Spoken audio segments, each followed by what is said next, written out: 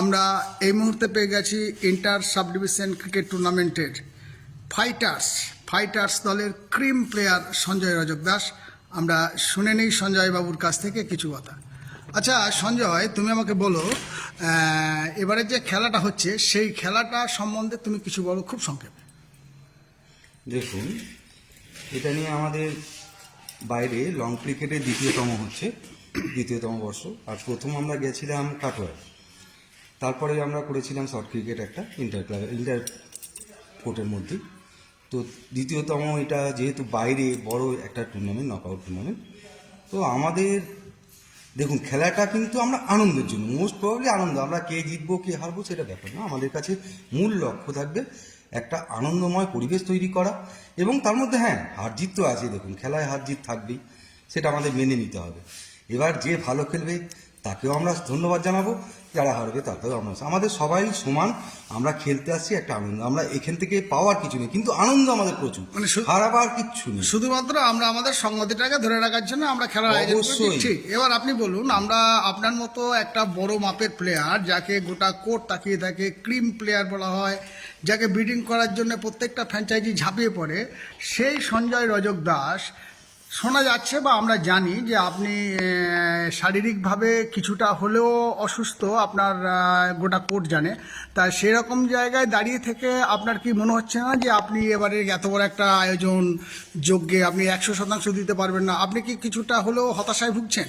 না, দেখুন ব্যাপারটা হচ্ছে ওইটা পার্টস অফ লাইফ, একটা অ্যাক্সিডেন্ট হয়ে যাওয়া তো হঠাৎ করে হয়ে গেল, সেই ক্রিকেট খেলতে গিয়ে হলো আকস্মিকভাবে। আমার লাইফে এত বছর ধরে আমি যখন চাকরি পাইনি তখন খেলতাম, তো আমার এত বড় দুর্ঘটনা নিউজেও খেলেছি, কোনোদিন এত বড় ঘটনা ঘটেনি, তো ছিল, হয়ে গেল, ওইটা নিয়ে আমি ভাবছি না, হতেই পারে। কিন্তু এই যে একটা টুর্নামেন্টে আমি অংশগ্রহণ করতে পারবো না, এইটা ভেবেই আমার প্রচন্ড কষ্ট ছিল। আপনি তো অংশগ্রহণ করেছেন? না, প্রথমে ভেবেছিলাম, ঘর থেকে যেটা হয়েছে আমার, কোনো অবস্থাতেই ওরা পারমিশন দেবে না ঘর থেকে, বা অনেকেই বারণ করছিল। দেন আমার তো খেলার প্রচণ্ড ইচ্ছে, সেই ইচ্ছের ওপরে সম্মান জানিয়ে, আর সবাই আমাকে চায়, ওই কারণে আমার অদম্য মানসিক জোরের মাধ্যমে আমি আজ এবারে খেলতে নামছি। ঠিক, এবার বলি, আপনি যেটা বলছেন 100% বা 50% বা 60%, দেখুন মাঠে যখন নেমে যাব তখন আমি কত পার্সেন্ট দিতে পারবো, চেষ্টা করবো আমার ফুল এনার্জি দিয়ে আমি মাঠে যেন পারফরমেন্সটা করতে পারি।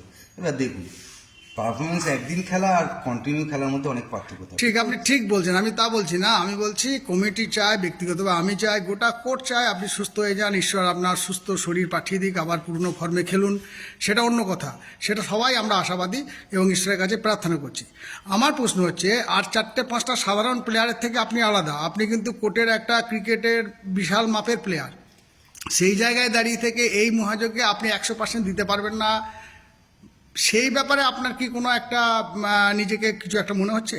না, মাঝে মাঝে তো মনে হয়, দেখুন আমি যখন ক্রিকেট খেলবো, সবার সাথে খেলবো, তখন আমি আমার জায়গাটা পরিপূর্ণ দিতে পারবো না, সত্যি একটা খারাপ ব্যাপার। আচ্ছা, আপনি যদি ফ্র্যাঞ্চাইজি হতেন তাহলে এই মুহূর্তে আপনার টিমের 2টো প্লেয়ারকে দেওয়ার সুযোগ যদি দেওয়া হতো, আপনি কোন 2টো প্লেয়ারকে চুজ করতেন? দেখুন, আমার কাছে ব্যাপারটা, যদি জেতার লক্ষ্য আমি যদি ধরে রাখি, শুধু জিতবই, মাঠে নামতে গেলে অবভিয়াসলি টার্গেট থাকবে জিতবই, কিন্তু যেহেতু এটা আমাদের কোনো অন্য নয়, একটা কোর্টের মাধ্যমে খেলা, তাই জিতবই ব্যাপারটা আমার মনে হয়, জিতবই, এই যে জিতবই যখন অন্যরকম, এটা পরিবেশটা ঠিক অন্যরকম হয়ে যায়, জিতবই ব্যাপারটা হয়ে গেলে না, তখন অন্যরকম, তখনই চয়েস হবে যে একটা আরও ভালো প্লেয়ার নিই, আরও ভালো, এই জিতবই ব্যাপারটা থেকে তো আমরা আলাদা, আমরা ঠিক মানে আমি যেটা বোঝাতে চাইছি আপনাকে, আমরা কিন্তু ওই জায়গায় যাইনি যে আমরা কোনো একটা বিশাল কোনো ট্রফি বা বিশাল কোনো আর্থিক মানি পুরস্কার বা আর্থিক কোনো লেনদেন, এই রকম কোনো ব্যাপার নয়। কিন্তু আমাদের বিডিংটা হয়েছে মুখে, সমস্ত কিছু মুখে, কিন্তু একটা বিডিংয়ের পয়সা, টাকা একটা নির্ধারণ করে দেওয়া, কিন্তু ওই পয়সা নিয়ে আপনার প্রথম প্রতিদ্বন্দ্বী মা অম্বিকার বিরুদ্ধে আপনাদের প্রস্তুতি কেমন?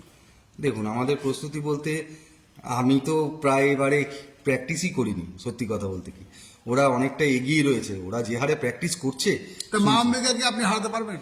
দেখুন, মাঠে নামলে আমি সবাইকেই বলি, আমি এখনো যদি মাঠে নামি আমি ভাবি যে না, আমি একাই 100, এই ব্যাপারটা যদি থাকে আমার ফাইনাল পক্ষে- আপনি কাকে এক্সপেক্ট করছেন? দেখুন, ফাইনালে আমি এক্সপেক্ট করছি ওরকমভাবে, আমি যে কেউ আসুক আমার কাছে ওয়েলকাম, ঠিক আছে।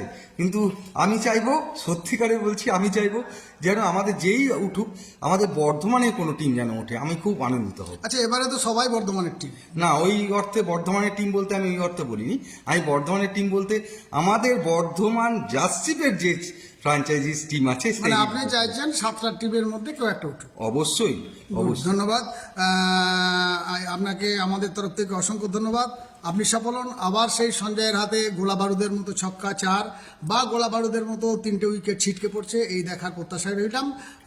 নতুন প্লেয়ারদের আপনি কিছু বার্তা দিন। নতুন প্লেয়াররা ভালো খেলুক, আমাদের চেয়ে আরও ভালো ভালো প্লেয়ার উঠুক, অনেকজনকে নতুন নতুন দেখব, নতুন নতুন আমাদের আগ্রহ বাড়বে তাদেরকে দেখার, তারাও আরও ভালো খেলুক, তারাও জীবনে সাফল্য পাক, চাকরির ক্ষেত্রে যেমন সাফল্য পায়, যেন প্রতিটা কর্মে তারা যেন খেলার জীবনেও প্রতিটা সাফল্য পায়, আমরা সেই কামনাই করব। আর সর্বোপরি আমার যেটা উদ্দেশ্য, আমরা সবাই কিন্তু সেদিন মাঠে থেকে খেলাটা যেন সুন্দরভাবে সাফল্যমণ্ডিত হতে পারে, সেই দিকে প্রচেষ্টা রাখবো। ধন্যবাদ সঞ্জয় বাবু, আমরাও আশা করছি আপনি সফল হন, আপনার দল সফল হোক, এই বলেই আমরা আজকের সাক্ষাৎকার শেষ করছি। নমস্কার।